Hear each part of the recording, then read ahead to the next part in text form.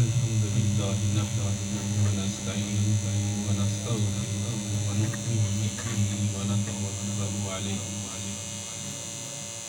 ونعوذ بالله من شرور أنفسنا ومن سيئات أعمالنا من يهده الله فلا مضل له ومن يضلل فلا هادي له ونشهد أن لا إله إلا الله وحده لا شريك له ونشهد أن سيدنا ومولانا وطبيب قلوبنا وقطبنا وفريدنا وغوثنا ومغيثنا ومعيننا وسراجنا وأشرفنا ونور عيننا محمدا عبده ورسوله وصلى الله تعالى عليه وأصحابه أجمعين أما بعد فأعوذ بالله من الشيطان الرجيم بسم الله الرحمن الرحيم وبالوالدين إحسانا آمنت بالله صدق الله العظيم إن الله وملائكته يصلون على النبي يا أيها الذين آمنوا صلوا عليه وسلموا تسليما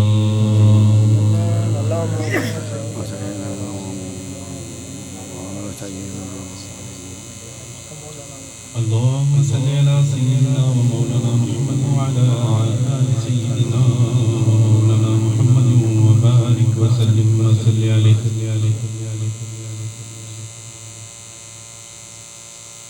بعد حمد و صلاۃ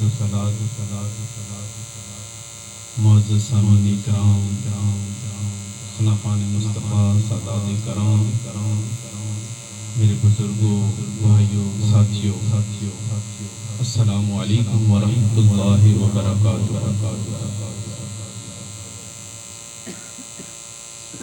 چند ایک گزارشات آپ کے سامنے پیش کروں گا۔ نہایت ہی توجہ کے ساتھ آپ نے سماعت فرمانی ہے اور احساس سے ذمہ داری کے ساتھ آپ کے سماعت فرمانی ہے۔ اللہ پاک سے دعا ہے کہ وہ مجھے حق سچ بیان کر آپ کو بھی حق سچ سننے اور مجھے اور آپ کو اس پر عمل کرنے کی توفیق عطا فرمائے۔ درود و سلام نہایت ہی شاید آپ نے دل میں پڑھا ہو، آواز مجھ تک تو نہیں پہنچی، چند ایک زبانیں جن کی درود و سلام کی آواز مجھ تک پہنچی، لیکن ہو سکتا ہے سبھی نے دل کے اندر ضرور پڑھا ہو۔ درود پاک کی فضیلت کے بارے میں بس ایک بات آپ کی گوش گزار کر کے اپنے اصل موضوع گفتگو کی طرف آؤں گا۔ حضرت حسن بصری رحمۃ اللہ علیہ کے دور میں ایک عورت اس کی بیٹی فوت ہو گئی اور وہ جب دفنا دی گئی، دفنانے کے بعد پہلی ہی رات اپنی والدہ کی خواب میں آئی اور والدہ نے اس کو جہنم کے اندر جلتے ہوئے دیکھا، جہنم کے اندر جلتے ہوئے دیکھا۔ دوسری رات بھی یہی خواب آئی، تیسری رات بھی یہی خواب آئی۔ جب تیسری رات یہ خواب آئی، چوتھے دن وہ صبح حضرت حسن بصری رحمۃ اللہ علیہ کی بارگاہ میں حاضر ہوتی ہے اور عرض کرتی ہے کہ میں نے اپنی بیٹی کو اس طرح خواب میں دیکھا ہے کہ وہ جہنم کی آگ میں جل رہی ہے۔ تو حضرت حسن بصری رحمۃ اللہ علیہ نے کہا کہ تم اپنی بیٹی کی طرف سے کچھ صدقہ کرو، کچھ صدقہ کرو۔ تو وہ جب عورت اس کی ماں حضرت حسن بصری رحمۃ اللہ علیہ کے دربار سے باہر جاتی ہے اور حضرت حسن بصری رحمۃ اللہ علیہ کی آنکھ لگ جاتی ہے لیٹتے ہیں تو آپ عالم خواب میں کیا دیکھتے ہیں کہ اسی عورت کی بیٹی ہے اور جنتی جھولوں پہ جھولے جھول رہی ہے. سبحان اللہ. اور آپ اس بیٹی سے پوچھتے ہیں بیٹی تیری ماں ابھی ابھی میرے پاس آئی تھی اور وہ تو کہہ رہی تھی کہ تو جہنم میں ہے اور یہ کیا میں تو تجھے جنتی جھولوں پہ جھولتا ہوا دیکھ رہی ہوں. تو اس نے کہا کہ میری ماں نے جو خواب دیکھا تھا وہ سچ تھا لیکن ابھی قبرستان کے پاس ایک شخص گزرا اس نے درود و سلام پڑھا. درود و سلام پڑھنے کی برکت سے رب تعالیٰ نے 40 قبروں پر 40 لوگ جہنم میں جل رہے تھے. رب تعالیٰ نے اس درود پاک کی برکت سے سب کو جنت میں داخل کر دیا. سبحان اللہ. سبحان اللہ. تو ذرا بلند آواز سے پڑھیں الصلاۃ والسلام علیک الصلاۃ والسلام علیک یا رسول اللہ وعلی آلک واصحابک یا سیدی یا حبیب اللہ. کائنات کے اندر رب تعالیٰ نے ہمیں بے شمار نعمتوں سے نوازا ہے. اگر ان نعمتوں کو گننا شروع کریں اور ہر ایک نعمت کی فضیلت بیان کرنا شروع کریں تو اس کے لیے بہت طویل وقت چاہیے. لیکن میں نے آج جس نعمت کا ذکر کرنے کے لیے آپ کے سامنے پیش ہوا ہوں وہ ہے نعمت والدین. سبحان اللہ. نعمت والدین. اور یہ نعمت کیسی نعمت ہے؟ یہ تمام نعمتوں سے افضل نعمت ہے. قرآن پاک میں رب تعالیٰ نے ارشاد فرمایا وَبِالْوَالِدَيْنِ احسانا کہ والدین کے ساتھ احسان کرو. ایک ہوتا ہے نیکی کرنا ایک ہوتا ہے احسان کرنا. نیکی اور احسان میں فرق ہے. مثال سے سمجھاتا ہوں. میں آپ کے پاس آیا آپ نے مجھے چائے پلائی. آپ میرے پاس آئے میں نے چائے کے ساتھ کچھ لوازمات پیش کر دیے. مطلب بڑھ کر ایک بندہ آپ کے ساتھ نیکی کرتا ہے آپ اس سے بڑھ کر اس کے ساتھ نیکی کرو گے تو وہ احسان ہے. تو رب تعالیٰ نے کہا کہ اپنے والدین کے ساتھ کیا کرنا ہے؟ احسان والا معاملہ کرنا ہے, نیکی والا نہیں کرنا کہ جتنا انہوں نے کیا اتنا تم بھی کر دو نیکی ہوگی. لیکن احسان والا معاملہ کرنا ہے والدین کے ساتھ. اور والدین کی حضور نبی کریم صلی اللہ علیہ وسلم دیکھیں اب کسی چیز کی قرآن مثالیں دے دے کر سمجھاتا ہے. رب تعالیٰ نے قرآن میں ہر بات کو مثالیں دے کر سمجھایا ہے. جیسے میں نے ابھی آپ کو مثال دے کر سمجھایا نا نیکی اور احسان میں, اسی طرح رب تعالیٰ نے قرآن میں ہر ایک چیز کی مثالیں دے کر سمجھایا ہے. اور جب رب تعالیٰ نے چاہا نا کہ لوگ مجھے پہچانے کہ میں کیا ہوں تو رب تعالیٰ نے مثال دی ہے ماں کی. رب نے مثال دی ہے ماں کی. اور حضور کی حدیث مبارکہ بھی ہے, ترمذی شریف کی حدیث ہے. حضور نبی کریم صلی اللہ علیہ وسلم نے فرمایا اور امام سیوطی نے اس کو نقل کیا. آپ فرماتے ہیں کہ حضور نبی کریم صلی اللہ علیہ وسلم نے فرمایا کہ اگر تم رب تعالیٰ کی محبت کا اندازہ کرنا چاہتے ہو تو ایک ماں کی محبت کا اندازہ لگا لو, ایک ماں کی محبت کا شمار کر لو. جتنی ایک ماں اپنے بچے سے محبت کرتی ہے رب 70 گنا بڑھ کر اپنے بندے سے محبت کرتا ہے. سبحان اللہ. مطلب رب نے اب اپنا آپ پہچانوا رہا ہے کہ میں کیا ہوں تو اس نے کہا ہے کہ اپنی ماں کی محبت کو دیکھ لو. اگر ماں کی محبت تمہیں سمجھ میں آ گئی تو پھر میں بھی تمہاری سمجھ میں آ جاؤں. سبحان اللہ. کہ رب تعالیٰ سمجھانے آج سے تقریباً 9-10 سال پہلے میں گجرات میں گیا, کالو چک شریف, وہاں پر ایک سید بادشاہ تھے. تو وہاں کا یہ اصل واقعہ ہے. انہوں نے بتایا کہ ہمارے اس علاقے کے اندر کالو چک کے اندر ایک شخص دعوت تبلیغ پر گیا ہوا تھا. پیچھے اس کا والد فوت ہو گیا. والدہ اور گھر والوں نے فون کیا کہ آ جاؤ واپس, والد انتقال کر گیا ہے. اس نے کہا کہ والد فوت ہو گیا ہے تو اس کو دفنا دو, میں تو تبلیغ پر ہوں, میرے واپس آنے سے یا جنازے میں وہاں پر شریک ہونے سے میرا والد زندہ تھوڑی ہو جائے گا, میں تو تبلیغ پر ہوں. جب والدہ نے یہ باتیں سنی نا تو والدہ کو ہارٹ اٹیک ہوا، والدہ بھی فوت ہوگی، دونوں کا جنازہ ایک ہی دن ہوا، اور وہ بدبخت اس میں شریک نہ ہو سکا۔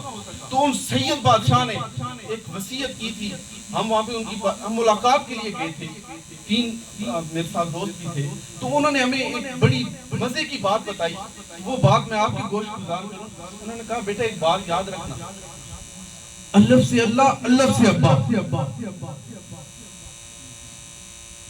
الف سے اللہ، الف سے ابا، میم سے محمد، میم سے ماں، کعبہ بھی گھر میں، جنت بھی گھر میں، اور تم ڈھونڈتے کہاں پھرتے ہو؟ بابا بلے شاہ نے بھی فرمایا، بلے شاہ اڑدیاں نو پھڑ دیں جڑے گھر بیٹھے ہونا پھڑے، تو اڑدیاں پھڑ دیں جڑے گھر بیٹھے ہونا پھڑے، اور جنت بھی گھر میں ہے، کعبہ بھی گھر میں ہے، در در کی ٹھوکریں کھا رہے۔ حضور نبی کریم صلی اللہ علیہ وسلم کی حدیث مبارکہ ہے کہ جو اپنے والد کا چہرہ ایک بار مسکراتے ہوئے دیکھتا ہے، مسکرا کر اپنے والد کو دیکھتا ہے، اس کو مقبول حج کا ثواب ملتا ہے، سبحان اللہ، مقبول حج کا ثواب ملتا ہے۔ تو کعبہ بھی گھر میں، اور جنت کہاں تھی؟ عرش معلیٰ پر۔ رسول کریم اس جنت کو کہاں لے آئے؟ ماں کے قدموں میں۔ سبحان اللہ، جنت کہاں؟ عرش معلیٰ پر۔ رسول کریم کہاں لے آئے؟ ماں کے قدموں میں۔ جنت بھی گھر، کعبہ بھی گھر، اور ہم در در کی ٹھوکریں کھائیں، ہم انہی والدین کا احترام نہ کریں، ان کی باتوں کو نہ مانیں۔ آج کل ہمارے جو نوجوان ہیں نا، میری نوجوان بھائی، یہ عموماً علماء سے بھی مسئلہ پوچھتے ہیں۔ مسئلہ کیا پوچھتے ہیں کہ مولوی صاحب، علامہ صاحب، پسند کی شادی جائز ہے نا؟ نوجوان مسئلہ کیا پوچھتے ہیں کہ پسند کی شادی جائز ہے نا؟ جائز تو ہے، لیکن رسول کریم صلی اللہ علیہ وآلہ وسلم جو رب تعالیٰ کے حکم کے علاوہ کسی کے پابند نہیں، رب کے حکم کے علاوہ کسی کے بھی وہ پابند نہیں، لیکن جب اماں خدیجہ الکبریٰ نے پیغام نکاح بھیجا نا، تو رسول کریم نے کہا کہ میں اپنے چچا سے مشورہ کر کے بتاؤں، سبحان اللہ، میں اپنے چچا سے مشورہ کر کے بتاؤں، سبحان اللہ، کی شادی تو جائے، لیکن رسول کریم کا جو طریقہ ہے اس کو تو اپناؤ، اس کو تو اپناؤ، تو تب پتہ چلے گا کہ پسند کی شادی کر اسلام کے مطابق اپنی زندگی گزار رہی۔ یہ والدین کا احترام، یہ انتہائی ضروری ہے، یہ ہماری دنیا میں بھی کامیابی کا ذریعہ ہے اور آخرت میں بھی کامیابی کا ذریعہ ہے۔ سبحان اللہ، اور والدین کی محبت۔ ایک مجھے واقعہ یاد آ رہا ہے، سچا واقعہ ہے۔ ایک شخص تھا، اس کی بیوی فوت ہو گئی، بچہ اس کا تھا 9-10 سال کا۔ یہ میری مائیں بہنیں بھی سن رہی ہیں تو وہ بھی ان باتوں کی تھوڑی توجہ دیں۔ 9-10 سال کا بچہ تھا، اس کی والدہ فوت ہو گئی، والد نے دوسری شادی کر لی۔ تو کچھ دنوں بعد نا والد نے اپنے بچے سے پوچھا کہ بیٹا تیری پہلی ماں ٹھیک تھی یا یہ ماں ٹھیک ہے؟ پہلی ماں اچھی تھی یا یہ ماں اچھی ہے؟ وہ معصوم بچہ تھا، سکی اور مترئی کا تو اس کو فرق معلوم نہیں تھا، لیکن اس نے معصومیت سے جواب دیا کہ ابا جو میری پہلی ماں تھی نا وہ بڑی جھوٹی تھی، لیکن یہ جو میری ماں ہے نا یہ بڑی سچی ہے۔ والد کو حیرت ہوئی، اس نے کہا کہ یہ کیسے ہو سکتا ہے؟ والد تو سمجھدار تھا، سکی مترئی کا فرق سمجھتا تھا۔ اس نے کہا بیٹا کیسے تیری پہلی ماں جھوٹی تھی اور یہ والی ماں سچی ہے؟ اس بچے نے معصومیت سے جواب دیا، کہا کہ پہلی میری جو ماں تھی نا وہ جب میں، آپ کو تو پتہ ہے کہ میں شرارتی ہوں، جب میں کوئی غلطی کرتا تھا تو میری پہلی ماں مجھے مارتی تھی اور پھر کہتی تھی کہ آج تجھے روٹی نہیں دوں گی، مجھے مارتی تھی اور پھر گھر سے نکال دیتی تھی، آج تجھے روٹی نہیں دوں گی۔ تو 15 منٹ نہیں گزرتے تھے، گلیوں میں مجھے ڈھونڈتی تھی، گلیوں میں مجھے ڈھونڈتی تھی، میرا بازو پکڑ کر لا کر مجھے کھانا کھلاتی تھی اپنے ہاتھوں سے، جو میں کہتا تھا وہی مجھے پکا کر دیتی تھی۔ تو وہ میری ماں جھوٹی تھی، کہتی کچھ تھی کرتی کچھ تھی، گھر سے نکال لیتی تھی، پھر خود ہی مجھے ڈھونڈ کر لاتی تھی۔ لیکن یہ جو میری ماں ہے نا یہ بڑی سچی ہے، یہ جب کہتی ہے نا کھانا نہیں دوں گی تو میں ساری رات بھوکا ہوتا رہتا ہوں لیکن یہ کھانا نہیں دیتی۔ تو والدین احساس بھی اپنے اندر پیدا کرتے ہیں. احساس لازمی نہیں کہ جو آپ کے اپنے بچے ہیں وہی بچے ہیں، جو دوسروں کے بچے ہیں ان کو بھی اپنا بچہ سمجھیں. یتیموں کے سروں پر ہاتھ رکھیں. دونوں جہاں کے جو مالک کی کائنات ہے وہ آپ سے راضی ہوں گے، وہ آپ پر فضل و کرم کریں گے. لیکن ہم تو یتیموں کے حق کھانے پر ہم تو حق کھا رہے ہیں نا. موجودہ وقت آپ کے سامنے ہم تو یتیموں کا بھی حق کھا رہے ہیں. یتیموں کے سروں کے اوپر ہاتھ رکھیں.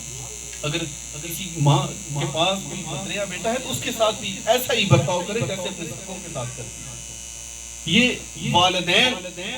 ترمذی شریف کی حدیث ہے، حضور نبی کریم صلی اللہ علیہ وسلم نے ارشاد فرمایا کہ ہما جنتوں کا و ناروں کا، کہ یہ والدین دونوں تمہارے لیے جنت بھی ہیں اور دوزخ بھی ہیں.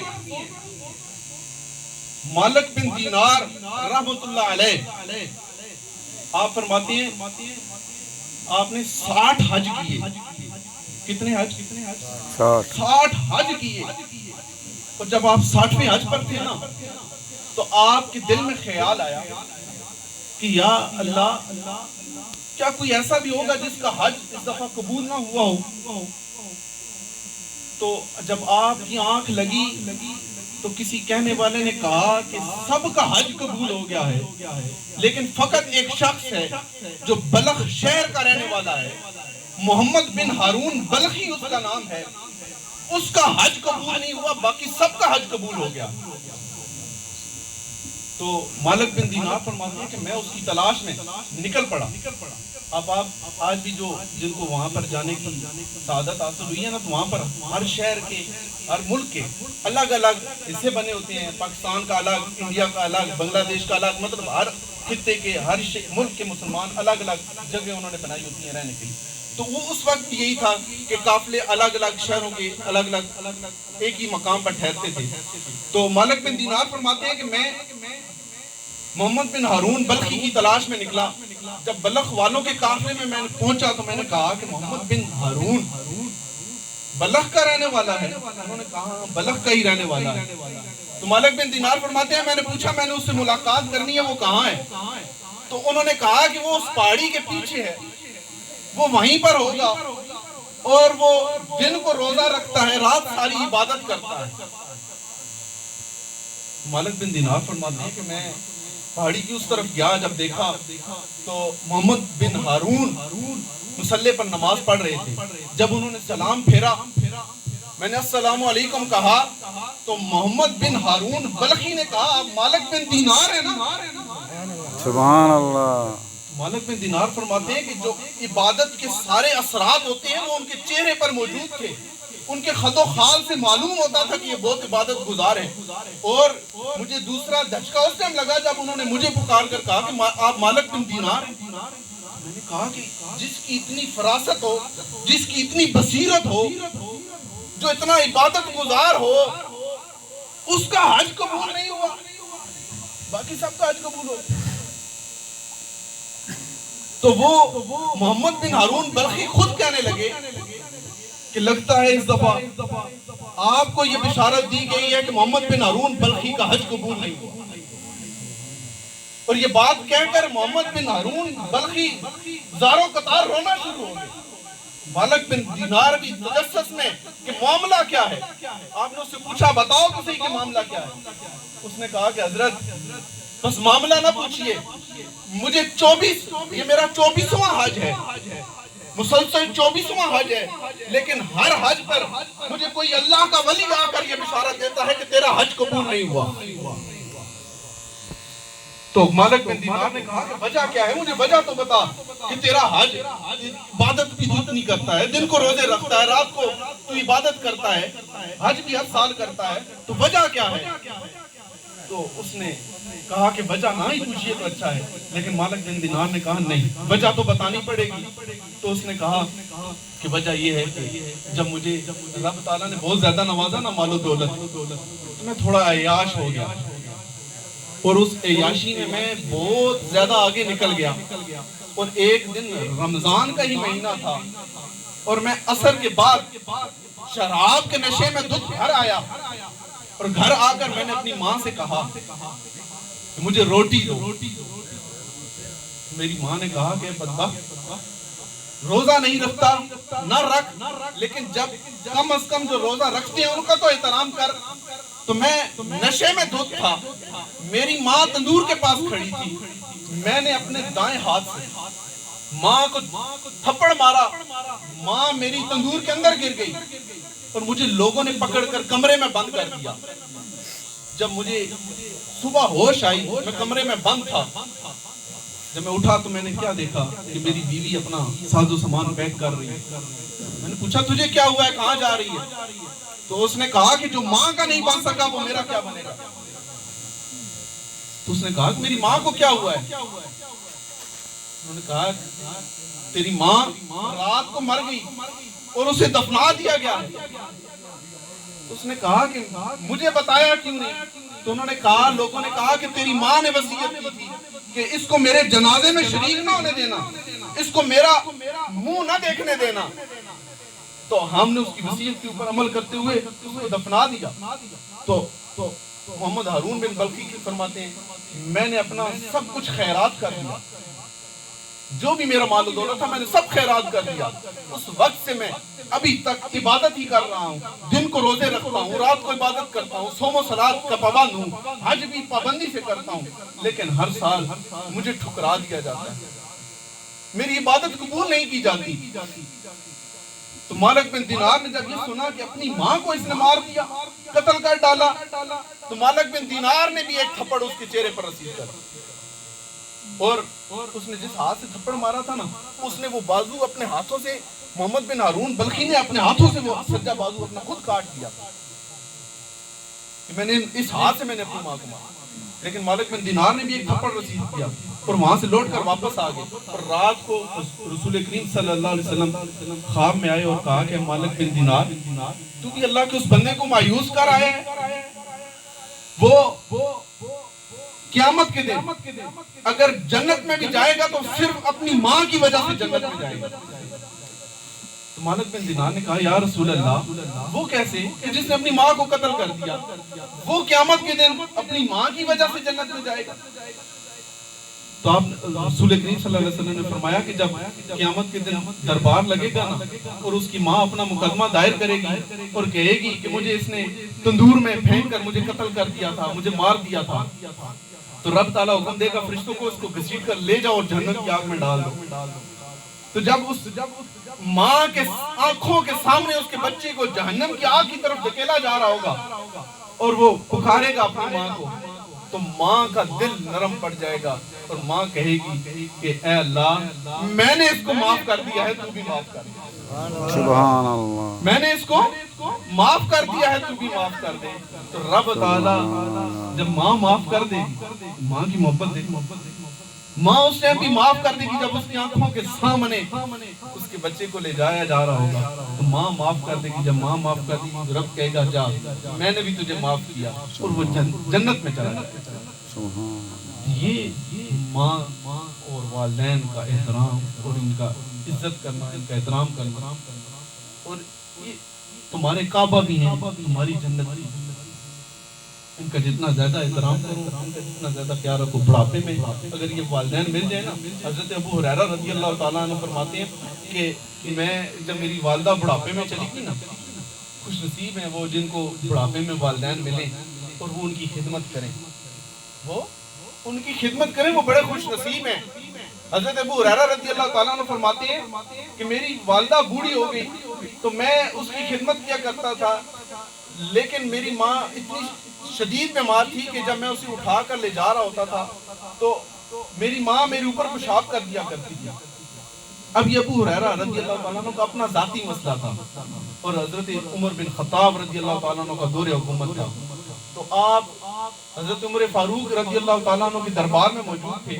آپ کے دل میں بھی یہ خیال تھا کہ یار میں اپنی والدہ کی اس طرح خدمت کرتا ہوں، تو ایک اور صحابی حضرت عمر بن خطاب، یہ وہ صحابی رسول ہیں، رسول کریم صلی اللہ علیہ وسلم نے فرمایا کہ اگر میرے بعد کوئی نبی ہوتا تو عمر ہوتا، سبحان میرے اللہ، بعد اگر کوئی نبی ہوتا تو عمر ہوتا۔ سبحان اللہ، تو وہ ایک اور صحابی حضرت عمر بن خطاب رضی اللہ تعالیٰ عنہ کی بارگاہ میں حاضر ہوئے اور عرض کرنے لگے کہ اے امیر المومنین، میری والدہ بوڑھی ہو چکی ہے اور میں اس کی خدمت بھی بہت کرتا ہوں، تو اب جب وہ اتنی بوڑھی ہو چکی ہیں کہ میں ان کو رفع حاجت کے لیے کہیں لے کے جاتا ہوں تو وہ میرے اوپر ہی پیشاب کر دیتی ہیں۔ اب ابو ہریرہ رضی اللہ تعالیٰ عنہ وہاں بیٹھے سوچ رہے ہیں کہ یہ تو میرے والا مسئلہ ہے، یہ تو میرے والا مسئلہ ہے، چل اچھا ہوا ایک اور صحابی آگے وہ پوچھ رہے ہیں تو میرا مسئلہ بھی حل ہو جائے گا۔ تو اس نے کہا کہ اب جب میں چھوٹا تھا میری ماں مجھے سنبھالتی تھی، میں ابھی اس کے اوپر پیشاب کر دیا کرتا تھا، اب میں ماں کی خدمت کر رہا ہوں، ماں میرے اوپر پیشاب کر دیتی ہے تو میرا حق ادا ہو گیا نا۔ مطلب بچپن میں ماں کے اوپر پیشاب کرتا تھا، اب بڑھاپے میں ماں میرے اوپر کر دیتی ہے تو اب وہ میرا حق ادا ہو گیا نا، بدلہ ادا ہو گیا نا۔ تو عمر بن خطاب نے کہا کہ کہاں سے تیرا وہ بدلہ ادا ہو گیا؟ تو بچپن میں پیشاب کیا کرتا تھا، ماں اب بڑھاپے میں تیرے اوپر پیشاب کرتی ہے، پیشاب کرنے سے تیرا حق ادا نہیں ہوا خدمت کرنے سے۔ وجہ کیا ہے؟ آپ نے کہا کہ وجہ یہ ہے کہ تیری سوچ میں اور تیری ماں کی سوچ میں فرق ہے، تیری سوچ میں اور تیری ماں کی سوچ میں فرق ہے۔ صحابی عرض کرنے لگے اے امیر المومنین کیا فرق ہے؟ تو عمر بن خطاب نے کہا کہ دیکھ تیری ماں جب تجھے سنبھالتی تھی نا تو تو ماں کے اوپر پیشاب کر دیا کرتا تھا اور ماں تیرے پیشاب سے تنگ نہیں ہوا کرتی، وہ تو تیری لمبی عمر کے لیے دعائیں مانگا کرتی تھی، تیری صحت و تندرستی کے لیے دعائیں مانگا کرتی تھی، لیکن آج جب تو ماں کی خدمت کر رہا ہے نا تو تو یہی کہہ رہا ہے کہ میری ماں اب بوڑھی ہو چکی ہے، اب یہ اپنے آپ کو سنبھال نہیں سکتی، اے اللہ تو اس کو اٹھا لے۔ تو یہی ہوتا ہے نا جب ہم کسی اپنے کو سنبھالنے سے تنگ آ جاتے ہیں، جب وہ بیماری میں مبتلا ہوتا ہے تو ہماری زبانوں سے اور ہمارے دلوں سے کسی کے سامنے ہم نہ کہیں لیکن ہمارے دل میں یہی ہوتا ہے کہ ہمارا باپ ہماری ماں بڑی تکلیف میں ہے، اے اللہ تو اسے پردہ دے دے، اب دنیا سے اٹھا لے۔ تو ہوا نا سوچ میں فرق۔ تو نے کہا سوچ کے فرق کی وجہ سے تو کبھی بھی ماں کا بدلہ اتار نہیں سکتا، تو ساری زندگی بھی ماں کی خدمت کرتا رہے، جو اس نے تیری پیدائش کے وقت ایک آہ بری ہے اس کا بھی تو بدلہ نہیں اتار سکتا۔ ماں کی خدمت کرنا، دیکھیں صحابی رسول ہونا کتنا بڑا مقام ہے۔ صحابی رسول کہ کوئی بڑے سے بڑا غوث ہو، کتب ہو، ابدال ہو، چاہے وہ جتنا بڑا مرضی ولی کیوں نہ ہو، وہ صحابی کے مقام کو نہیں پہنچ سکتا۔